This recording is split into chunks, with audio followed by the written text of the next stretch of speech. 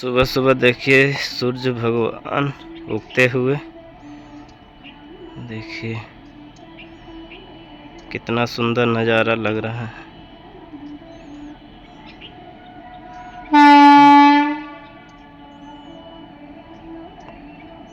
Hello नमस्कार दोस्तों, स्वागत है हमारे एक और नए वीडियो में। आप सभी का सुबह सुबह ठीक है, और सभी को मेरे तरफ से गुड मॉर्निंग। तो चलिए आज के वीडियो में आप सबको बताने वाले हैं दोस्तों। इधर बहुत दिन से यूट्यूब हो गया चाहे फेसबुक हो गया, उस पर बहुत दिन से एक नया खबर सुनने को मिल रहा है कि जो 8वां पे कमीशन है बहुत जल्द ही रेलवे कर्मचारी को मिल जाएगा और भर भर के पैसा मिलेगा। ठीक है, तो इसी टॉपिक पर आप सबको बताने वाले हैं, बिल्कुल रियल और सच्चाई। ठीक है, और ये 2-3 दिन के बाद 4-5 दिन के बाद 2026 जनवरी 2026 आने वाला है।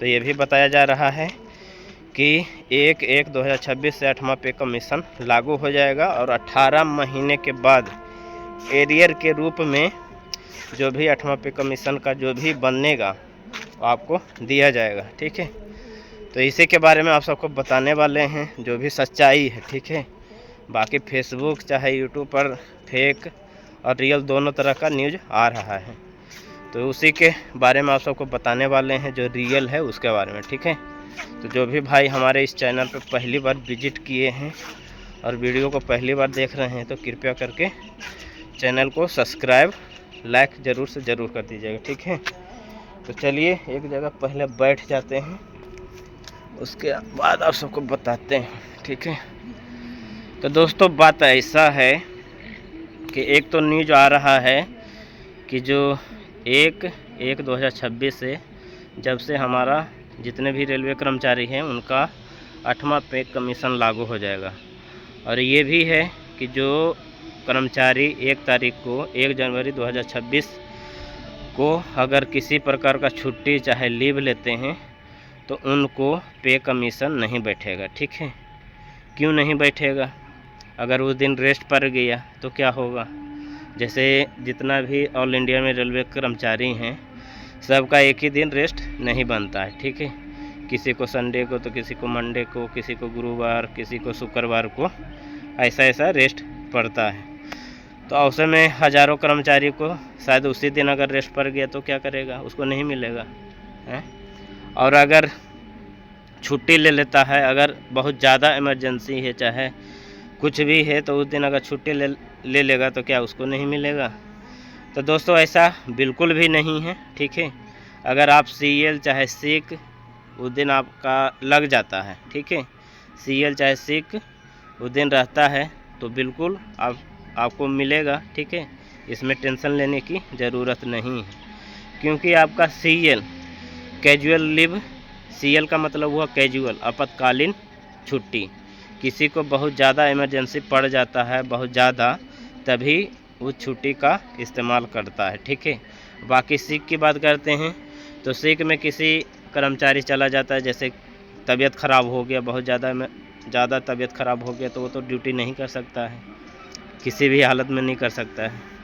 तो सिक चाहे CL अगर छुट्टी आप अप्लाई करते हैं और उस दिन आपका सिक चाहे CL लगा हुआ रहता है तो ज़रूर आपको मिलेगा। ठीक है, इसमें टेंशन लेने की कुछ भी नहीं है। ठीक है, बाकी एक बात मैं आ रहा हूँ सबको बताता हूँ। जैसे 1 तारीख को अगर आप अब्सेंट हो जाते हैं, चाहे पहले से आप अब्सेंट में चल रहे हैं और उस दिन भी आप अब्सेंट हो जाते हैं, तो उस दौरान आपको जो 8वां पे कमीशन है वो नहीं बैठेगा। ठीक है, उस दिन आपको ड्यूटी किसी भी हालत में फिट होके ड्यूटी ज्वाइन करना ही करना है। अगर नहीं करते हैं तो इस स्थिति में आपको 8वां पे कमीशन नहीं बैठेगा। और बाकी जो यूट्यूब चाहे फेसबुक पर बताया जा रहा है कि उस दिन कोई भी रेलवे कर्मचारी छुट्टी नहीं लेगा, अगर लेगा तो फिर उसको 8वां पे कमीशन नहीं बैठेगा, ऐसा कुछ भी नहीं है। ठीक है, और ये ऑफिशियल नोटिस भी जारी नहीं हुआ है, बस ये एक ऐसे ही बना के लिख के बताया जा रहा है कि आप इस दिन छुट्टी लीजिएगा तो ऐसा हो जाएगा। तो बिल्कुल ऐसा बिल्कुल भी नहीं है। ठीक है, मान लीजिए अगर ऐसा है, मान लीजिए अगर उसको एक ही तारीख को बहुत ज़्यादा तबीयत ख़राब हो गई, 1 जनवरी 2026 को तबीयत ख़राब हो गया, तो उसका क्या होगा? उसको तो नहीं मिलेगा है। तो ऐसा नहीं है। अगर एब्सेंट में रहता है और पहले से भी एब्सेंट में है और उस दिन भी एब्सेंट में रहता है, तो उस दौरान आपको नहीं मिलेगा, ठीक है। जो एब्सेंट में रहता है उसको नहीं मिलेगा, बाकी बाद में बैठेगा, लेकिन उस तारीख से 1/1/2026 से नहीं बैठेगा। तो ऐसा क्राइटेरिया है, ऐसा रूल है, ठीक है। और बाकी 2 तरह का न्यूज़ देखने को लिए मिल रहा है, एक फेक और एक रियल, दोनों मैं आप सबको दिखा देता हूँ, ठीक है। आप इस बहकावे में बिल्कुल भी मत रहिए, ठीक है। एक लेटर में तो दिया हुआ है कि 1/1/2026 को अगर कोई भी रेलवे कर्मचारी छुट्टी लेता है, किसी भी प्रकार का छुट्टी लेता है, चाहे एब्सेंट रहता है, तो उसको 8वां पे कमीशन इंक्रीमेंट नहीं लगेगा। और हाँ, एक चीज़ और मैं आप सबको बताता हूँ कि हर एक साल 1/1/2026 जैसे 1 जनवरी को जितने भी रेलवे कर्मचारी हैं, सभी को नहीं बता सकता हूँ, किसी को 1 जुलाई का इंक्रीमेंट लगता है, तो किसी को 1 जनवरी से लगना चालू होता है। तो सब जिस तरह से ज्वाइनिंग करता है उस तरह से उनका इंक्रीमेंट चालू होता है। जैसे जनवरी के बाद जो भी ज्वाइनिंग करता है और जून के पहले, तो उनको जुलाई से चालू हो जाता है, और जनवरी से पहले जैसे जुलाई और दिसंबर के बीच में जिसका ज्वाइनिंग होता है उसका जनवरी से स्टार्ट हो जाता है इंक्रीमेंट, ठीक है। तो इंक्रीमेंट भी 1/1/2026 से लागू होने वाला है, और जो 8वां पे कमीशन है वो भी लागू होगा, और लागू उस दिन से हो जाएगा, लेकिन 18 महीने के बाद ही जो भी 8वां पे कमीशन का फ़ायदा जो भी कर्मचारी लेंगे 18 महीने के बाद ही उनको मिलेगा, और एरियर के रूप में दिया जाएगा। जो भी 1/1/2026 से जितना भी उनका पेमेंट बनेगा उतना जोड़ जाड़ के फिर 18 महीने के बाद एरियर के रूप में धीरे धीरे सभी कर्मचारी को देना चालू हो जाएगा, ठीक है। तो दोस्तों, दोनों तरह का लेटर मैं आप सबको साइड में दिखा देता हूँ, ठीक है। एक फेक था और एक रियल न्यूज़ है, ठीक है।